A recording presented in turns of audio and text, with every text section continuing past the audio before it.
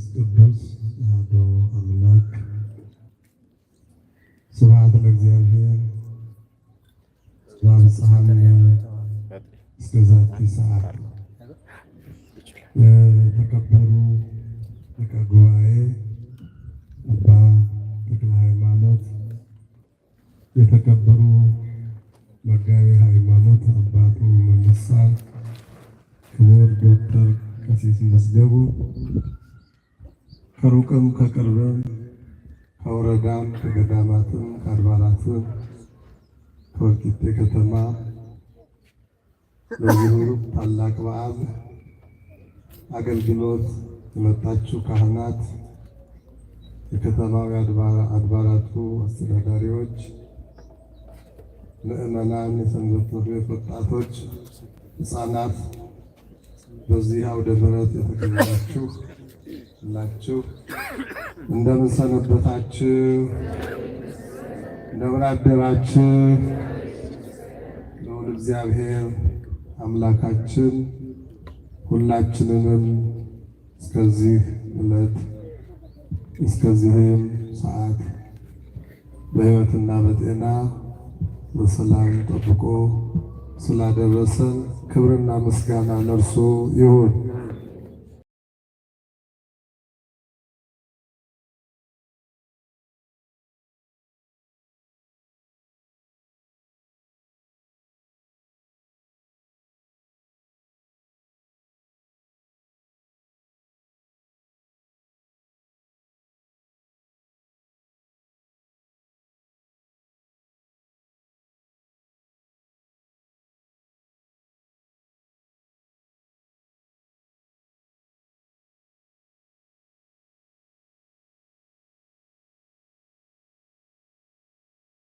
አንትሙሰ ንበሩ ሀገረ ኢየሩሳሌም እስከ ትለብሱ ኃይለ እማርያም። እናንተ ከላይ ኃይልን እስክትለብሱ ድረስ በኢየሩሳሌም ከተማ ቆዩ፣ ከኢየሩሳሌም ከተማ አትውጡ። ይሄ ቃል ሰው የሆነው ሥጋን የለበሰው ሰውን በመስቀሉ ያዳነው የመድኃኔዓለም ቃል ነው። ይህንን የተናገረው ደግሞ ለተከታዮቹ ደቀ መዛሙርት ነው። የተናገረበት ምክንያት ወልድ ሥጋ ለብሶ ወደዚህ ዓለም በአባቱ ፈቃድ፣ ቅድም ሊቀ ጉባኤ እንዳስተማሩን በራሱ ፈቃድ በመንፈስ ቅዱስም ፈቃድ መጥቷል። የሦስቱም ፈቃዳቸው አንድ ነው። አንድ የሚያደርጋቸው ነገር አንዱ ፈቃዳቸው ነው። በሦስቱም ፈቃድ መጣ። የመጣው ደግሞ የእርሱ ተልእኮ ለመፈጸም ነው። የእርሱ ተልእኮ ሥጋ መልበስ፣ መውረድ፣ መወለድ፣ መሰቀል፣ መሞት፣ ሲኦልን ባዶ አድርጎ ነፍሳትን ከሲኦል አውጥቶ ምርኮን ማርኮ በኃይሉ በስልጣኑ ወደ መጣበት ወደ አባቱ ወደ መንፈስ ቅዱስ መሄድ ነው ተልእኮ የነበረ። ይሄ ተልእኮ እግዚአብሔር ወልድ ፈጸመ። ሥጋ ለብሶ ሰው ሆኖ በየጥቂቱ አድጎ ከኃጢአት በስተቀር ሰው የሚያደርገውን ሁሉ አድርጎ፣ ምክንያቱም ሰው ሆኗልና፣ ፍጹም ሰው ሆኗልና። አምላክ በፈቃዱ ፍጹም ሰው ሆኗል። ስለዚህ በዚህ መልኩ ስራውን ከጨረሰ በኋላ ወደ መጣበት ከመመለሱ በፊት አሁን እኔ በምድር ላይ የመጣሁበትን ስራዬን ጨርሻለሁ። ስለዚህ እናንተ አንድ የሚቀራችሁ ነገር አለ። ሁሉን አስተምሬያችኋለሁ፣ ሁሉን አሳይቻችኋለሁ። ሌላው ደግሞ እኔ ከሄድኩ በኋላ የሚመጣ መንፈስ ቅዱስ እሱ ደግሞ የራሱን ድርሻ ስራ ይሰራል። እነዚያን ለመፈጸም እናንተ በእናንተ ላይ ስለሚፈጸም ከኢየሩሳሌም ከተማ ወዴትም እንዳትንቀሳቀሱ። ከኢየሩሳሌም ከወጣችሁ ግን ይሄ ቃል ኪዳን በእናንተ አይፈጸምም። መንፈስ ቅዱስ ሲመጣ እና ሌሎቹ በዚያ ያሉት ላይ ሲወርድ እናንተ ከዚያ ከወጣችሁ ግን የመንፈስ ቅዱስ ጸጋው አያገኛችሁምና፣ ስለዚህ ይሄ ጸጋ እንድታገኙ ኃይሉን እንድትለብሱ፣ እንድትነጹ፣ እንድትጽናኑ፣ እንድትደሰቱ ቅድም የተዘረዘሩት ነገሮች ሁሉ እንዲሰጣችሁ በጽናት በኢየሩሳሌም ከተማ ቆዩ። ከዚያ በኋላ ግን እርሱ ራሱ የምትሰሩትን የምትሄዱበትን ያሳያችኋል፣ ይገልጥላችኋል።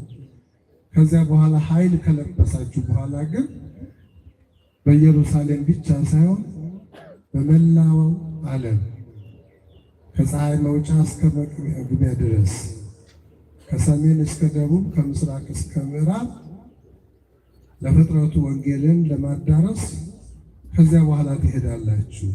ስለዚህ ለስብከተ ወንጌልም ተልእኮ ወደ ምድር ዳርቻ ከመሄዳችሁ በፊት ይሄ ኃይል መልበስ አለባችሁ። ይህን ኃይል ካልለበሳችሁ እንዲሁ ከወጣችሁ ሸክላ ነው የምትሆኑት። ስለዚህ መተኮስ አለባችሁ። ፍጹም የሆነ ምሳሌ ነው። ሸክላ ሰሪዎች እንደምናውቀው ከአፈር ሸክላ በተለያየ መልኩ ይሰራሉ፣ አገልግሎት ለሰው እንዲሰጥ።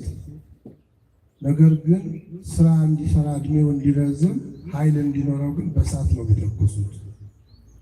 በፈለጉት ቅርጽ ከሰሩት በኋላ በእሳት ካልተለኮሰ ግን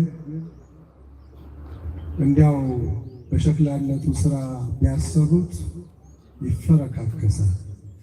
ውሃም ሲቀመጥ ሟሟል። ከተተኮሰ ግን ረጅም ዘመን ለሰው ጥቅም ይሰጣል። እንግዲህ እሳት ነው ኃይል የሰጠው ለሸክላ።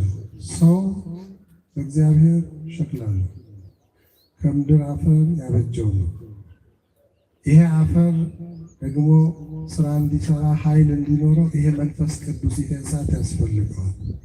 ስለዚህም ነው እግዚአብሔር የሰራውን ሰውነት ባህሪውን ስለሚያውቀው የሚያስፈልገውን ኃይል ስለሚያውቅ ያን ኃይል እስክትለብሱ ድረስ ከኢየሩሳሌም ከተማ አትውጡ አላቸው። እኔ ከሄድኩ በኋላ መንፈስ ቅዱስ ይመጣል፣ በእናንተ ላይ ኃይል ይወርዳል አላቸው። እንግዲህ ከተመረጡት ከ12ቱ ሐዋርያት ከዚህ ጸጋ የራቀው ይሁዳ ብቻ ነው። በእርሱ ምትክ የተተካው ማትያስ እንኳን የዚህ ጸጋ ተካፋይ ሆኗል እና ሐዋርያት በታዘዙት መሰረት ጌታን ቢታንያ ላይ አውጥቶ ከባረካቸው በኋላ እያዩት ከፍ ከፍ እያለ ወጣ፣ አረገ። የዛሬ 10 ቀን እርገቱን አረገ በስብሐት እያለን ስንዘምር ነበር። የዛሬ 10 ቀን ነበር ይሄን ቃል የነገራቸው።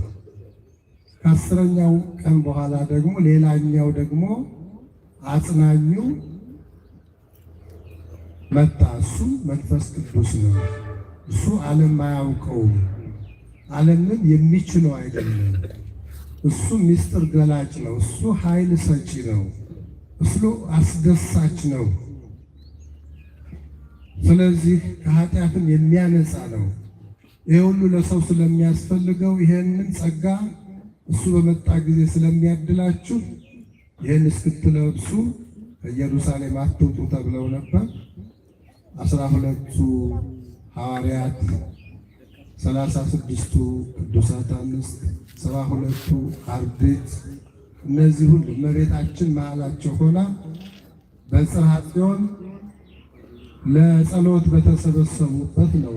ከጠዋቱ 3 ሰዓት ላይ ከሰማይ ይሄ ኃይል የመጣው ይሄ አስደሳች ኃይል፣ ይሄ የሚያነጻ ኃይል፣ ይሄ የሚያረጋጋ፣ ይሄ የሚያስደስተው ኃይል ከዚያ በፊት የሰው ልጅ አይቶትም ሰምቶትም የማያውቅ አዲስ ኃይል። ከዛ በፊት የሰው ልጅ ኃይሉ በምግብ ነው፣ በመብል በመጠጥ ነው። ይሄ መንፈሳዊ ኃይል ግን አልነበረም። በረድኤት በእርግጥ ከሰው ሁሉ ከቅዱሳን ጋር አለ። እንደዚህ ግን በሁሉም ላይ የፈሰሰው ግን በዛሬው ቀን ነው እና 120 ቤተሰብ ተሰብስበው ሳሉ ነው ጽርሐ ጽዮን ላይ ለጸሎት በተሰበሰቡበት።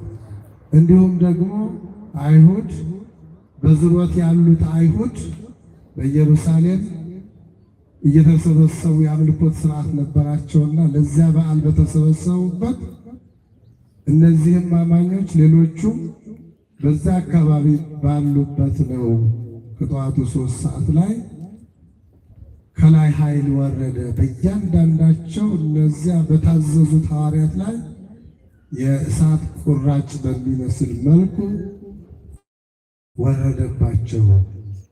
በዛን ጊዜ ነው እንግዲህ ቅድም ገላጭ ነው ተብሏል። ምስጢር ገለጸላቸው። ገና ወደፊት ይገለጽላቸዋል ሳይሆን የዛኑ ቀን ነው ይገለጥላቸው። ምን ነበር የገለጠው ምስጢር? ከዚያ በኋላ ግን ዓለም የማይሸከመው ምስጢር እያበዛ አሃዝ እግዚኦ እስኪባል ድረስ በእርሱ ላመኑ ደጅ ለሚጠኑ እስካሁን እስከ ዓለም ፍጻሜ ይህን ኃይል እያፈሰሰ ያን ቀን ለሐዋርያት የተገለጠው የቋንቋ ምስጢር ነው። ከተለያየ ዓለም የአይሁድን በዓል ለማክበር በዚያ በ50ኛው ቀን በሚከበረው በዓል ለመገኘት ተሰብስበው ባሉበት መንፈስ ቅዱስ ለሐዋርያት ሲወርድላቸው ሐዋርያት ሁሉም ከቤተ እስራኤል የተጠሩ ዕብራውያን ቋንቋቸው ዕብራይስጥ ነው። ከዚያ ውጭ ቋንቋ አያውቁም። የሀገራቸው የተወለዱበት በእነሱ ዙሪያ የነበረ ሁሉ አሁን እዚህ ጋር ያለው ሰው እዚህ የሚነገረው ነገር እንዳለ ሆኖ በዚህ አካባቢ በዚህ ድምፅ ዋጊያ ብዙ ሰው ከሩቅ ይሰማል እዚህ ጋር ካለው ውጭ እና ከዚህ በዙሪያ ያሉ ሁሉ ሐዋርያት በልሳን ሲናገሩ ሰሙ። በቋንቋ ማለት ነው። ቋንቋው በስቶላቸው የዓለም ቋንቋ ተገልጦላቸው ይሄ ነው እንግዲህ ወደ ዓለም ከመውጣታቸው በፊት የተገለጠላቸው። በየትኛውም የዓለም ክፍል ቢሄዱ የቋንቋ ችግር ኖሮ ማስተማር፣ መፈወስ፣ መንፈሳዊ አገልግሎት መስጠት እንዳይሳናቸው፣ መግባባት እንዳያቀታቸው የቋንቋ ትምህርት ቤት ዩኒቨርሲቲ ሳይገቡ የቋንቋ መምህር ሳይቀጠርላቸው የዓለምን ቋንቋ በአንድ ጊዜ ያወቁ። ሁሉም ከእግዚአብሔር የተማሩ ይሆናሉ የሚል ቃል አለ። ከእግዚአብሔር የተማሩ ማለት ሐዋርያት ናቸው። የትኛውም የነገረ ሃይማኖት የቴዎሎጂ ትምህርት ቤት ማሰልጠኛ ተቋም ዩኒቨርሲቲ ሳይገቡ የዓለም ቋንቋ የተገለጸላቸው። ዛሬ አሁን ሁሉ ሰው የሚቸገረው አንድ ቋንቋ ለማጥናት ኮሌጅ የቋንቋ ትምህርት ቤት ገብቶ ይዳክራል። ያው ከሰው የሚማረው ስለሆነ በጊዜ ከእግዚአብሔር ሲሰጥ ግን ክፍልም አያስፈልግም፣ መምህርም አያስፈልግም፣ ደብተርም አያስፈልግም፣ ምንም ያስፈልግ ነገር የለም። ከላይ የሚመጣ ነገር መቀበል ብቻ ነው። ስለዚህ ሐዋርያት የመጀመሪያው የቋንቋ ትምህርት ቤታቸው ጽርሐ ጽዮን ነበረች። የዓለም ቋንቋም የተማሩባት ማለት ነው እና ሁሉም መንፈስ ቅዱስ በወረደላቸው ጊዜ በተለያየ ቋንቋ ይናገሩ ነበር። ሰዎች በዙሪያቸው እንዴ አሉ። ከአፍሪካም ከአውሮፓም ከኤሽያም የመጡ ለበዓሉ ምንድነው እነዚህ ሰዎች ምን እያሉ ነው? ግራ ገብቷቸዋል። ሁላችንም የተወለድንበት የአካባቢያችን ቋንቋ እንሰማለን። እኔም ጴጥሮስ ሲናገር የኔ ይሰማኛል፣ ያም የኔን ጴጥሮስ ሲናገር በዚህ እሰማለሁ፣ ያም እንዲህ ይላል። ይሄ ነገር ህልም ነው ቅዠት ነው አሉና ይሄማ እንደው የወይን ጠጅ ነው እንጂ ሰክረው ነው። አሁን ጉሽ የጠጣ ሰው ጠጅ የጠጣ ሰው እንግዲህ በአሁኑ በተለያየ አይነት መጠጥ ናላው የዞረ ሰው የሚቀባጥረውን አያውቅም። እንደዛ ሆነው ነው እያሉ የሚያፌዙ ነበር። ቅዱስ ጴጥሮስ አሁንም መንፈስ ቅዱስ ገልጦለት እንግዲህ መግለጽ ጀምሯል። የአፈሬው ቅዱስ ጴጥሮስ ሰዎች፣ የእስራኤል ሰዎች አትሳሳቱ። እኛ በዚህ ሰዓት የወይን ጠጅ አልጠጣንም፣ ወደ አፋችንም አልገባም። ሰዓቱንም 3 ሰዓት ነው። ሰው በ3 ሰዓት ቁርስ ቢበላ እንጂ እንግዲህ በአሁኑ ዘመን እንኳን ይኖራል። በዛ ዘመን ግን በዚህ ሰዓት የወይን ጠጅ ጠጥቶ የሚሰክር የለምና ተሳስታችኋል፣ አባባላችሁ ልክ አይደለም። እንግዲያውስ የሆነውን ማወቅ ከፈለጋችሁ ይሄ የሆነው አስቀድሞ በነቢዩ ኢዩኤል የተነገረው ትንቢት ደርሶ ተፈጸመ። በትንቢተ ኢዩኤል የተነገረ ትንቢት የሚጠበቅ ነገር ነበር።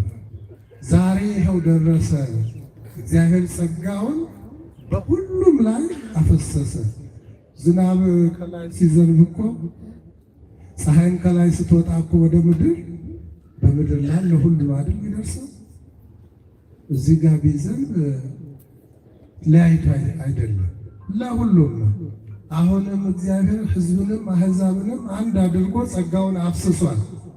የመንፈስ ቅዱስ ጸጋ ነው። ይሄን ተረዱ ብሎ ተረከላቸው። አስቀድሞ ይጠበቅ የነበረው ትንቢት ሁሉ ገለጠላቸው።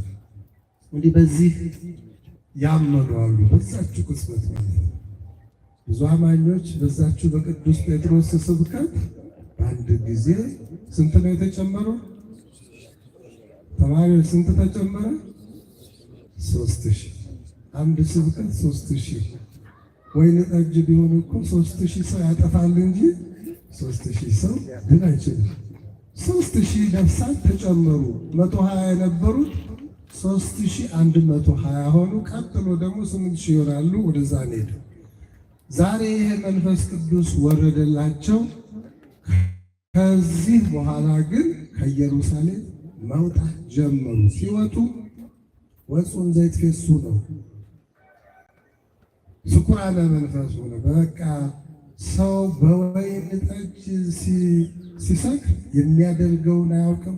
ለጊዜው ጊዜያዊ ደስታ እንደሚሰማው፣ እነዚህ ግን ጊዜያዊ ሳይሆን ዘላለማዊ የደስታ ስሜት ተሰምቷቸው በደስታ ነው። ይሄ ነበረ ሚስጥሩ የተገለጠላቸው። ይሄ ነበር ደስታ። ይሄ ነበር በቃ ያረጋጋው። ከዚህ በኋላ ወደ ሁሉም ዓለም መሄድ ጀመሩ። ወደ ሰማርያም፣ ወደ ይሁዳ፣ ወደ ገሊላም፣ ወደ አሕዛብ ሀገሮች ሁሉ ከቅርብ ወደ ሩቅ መሄድ ጀመሩ። ይሄ ኃይል ለበሱት። ከዚህ በኋላ ግን ሰይፍን ቢመዘዝ፣ መርዝም ቢበጠበጥ፣ የስድብ ቃላትን ቢወርድ ከክርስቶስ ፍቅር የሚለየን የለም። ሰዎች ቢዝቱባቸው፣ ቢያስፈራሯቸው፣ ይህን አድርጉ ሲሏቸው እኛ ለእግዚአብሔር ከመታዘዝ ይልቅ ለሰው ልንታዘዝ አይገባንም እያሉ ምስክርነታቸውን እየሰጡ ወደ ዓለም ዳርቻ ሄዱ። ይሄ የዛሬው ዕለት ምን ይባላል? የቤተ ክርስቲያን የልደት ቀን፣ ቤተ ክርስቲያን የተመሰረተችበት፣ ቤተ ክርስቲያን የተወለደችበት፣ ከዚህ በኋላ የምታድግበት፣ ከዚህ በኋላ የምትሰፋበት፣ የምትስፋፋበት፣ ብዙ የምትወልድበት፣ ወደ ዓለም ዳርቻ ሁሉ በመውለድ ውሉደ ጥምቀትን የምታበዛበት ዕለት ተጀመረ። ይህንን ዮሐንስ አፈወርቅ ይሄ ዕለት ለቤተ ክርስቲያን ልደተ መንፈስ ቅዱስ ለቤተ ክርስቲያን ልደት ነው። ከዛም ጊዜ ጀምሮ ቤተ ክርስቲያን ከፀሐይ መውጫ እስከ መጥለቂያ ተስፋፋች። ከይሁዳ ምድር ወጥታ በሁሉም አህጉር ተሰበከች። በሐዋርያት ላይ የወረደው መንፈስ ቅዱስ በእኛም ላይ ወርዷል። ከሥጋና ከደም የተወለደ ሁሉ ከመንፈስ ቅዱስ መወለድ አለበት እግዚአብሔርን መንግሥት ለመውረስ። እዚህ ያለ ሁሉ አሁን የእግዚአብሔር መንግሥት ለመውረስ መብቱ ዕድሉ ያለው ነው። መቼ ነው የተሰጠው? በ40 በ80 ቀን ሲጠመቅ፣ በ40 ቀን በ80 ቀን ሲጠመቅ ከውሃ ሲወጣ በቅብዓ ሜሮን 36 የአካል ክፍሎቹ ይታተማል። የመንፈስ ቅዱስ ሀብት ነው። በዚያ ላይ በዚያ ሰው ከሥጋና ከደም የተወለደው ሀብታተ መንፈስ ቅዱስ ይሰጡታል። የመንፈስ ቅዱስ ሀብት ሲሰጠው መንፈሳዊ ይሆናል። ለዚህ ነው ቅዱስ ጴጥሮስ መንፈሳዊ ቤት ለመሆን ተሰሩ ይላል። እኛን ክርስቲያኖች ነው የተመረጠ ትውልድ የንጉሥ ካህናት መንፈሳዊ ቤት ለመሆን ይህ የተመረጠ ትውልድ ነው። ይህ የንጉሱ አገልጋይ ነው ሁሉ። ስለዚህ መንፈሳዊ ቤት እንደሆናችሁ እንደተሰራችሁ ኑሩ ነው።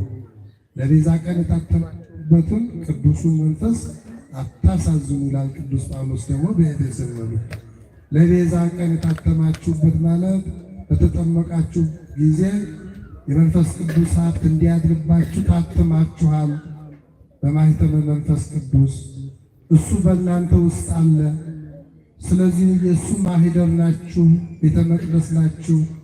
ቤተ መቅደስ ከሆናችሁ በኋላ ቤተ መቅደሱን በተለያየ ሥጋዊ ጉዳይ ምክንያት፣ ሐሳብ፣ ንግግር፣ ድርጊት አታፍርሱት። መንፈስ ቅዱስ ኃይል ሰጪ ነው፣ የሚያነጻ ነው፣ የሚቀድስ ነው፣ የሚያጽናና ነው፣ የሚባርክ ነው፣ የሚያስደስት ነው። ይሄ ኃይል ነው የተሰጠን በ40 በ80 ቀን። ያንን ጠብቀን መኖር የኛ ድርሻ ነው። አለመጠበቅ ማለት ያ ቅዱስ መንፈስ በውስጣችን እንዳይኖር ሌላ ሥጋዊ ከእሱ ጋር የማይስማማ ነገር ስናደርግ ይርቀናል፣ ይሸሸናል። ንስሐ ስንገባ ደግሞ ተመልሶ ወደ ማኅደሪያው ይገባል። እንዲህ ነው ወጣ ገባ። ነገር ግን ጨርሶ ጥሎን አይሄድም ብለዋል ቅድም ሊቀ ጉባኤ። ጥሎ የሚሄደው ሰው ሃይማኖቱን ሲክድ ነው። ምግባሩ ቢበላሽ ቢቆሽሽ ግን በንስሐ ስለሚታጠብ ይመለሳል መንፈስ ቅዱስ ወደ ማደሪያው ማለት ነው።